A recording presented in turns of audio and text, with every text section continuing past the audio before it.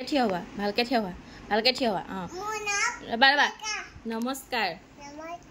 মোৰ নাম লিচেং ডেকা মাৰ নাম গীতাশ্ৰী বৰা দেউতাৰ নাম বিকাশ ডেকা তোমাৰ নামটো কি লিচেং বেকা নহয় ডেকা কোৱাচোন ডেকা কোৱাচোন লিচেং এতিয়া তুমি ক'ত যাবা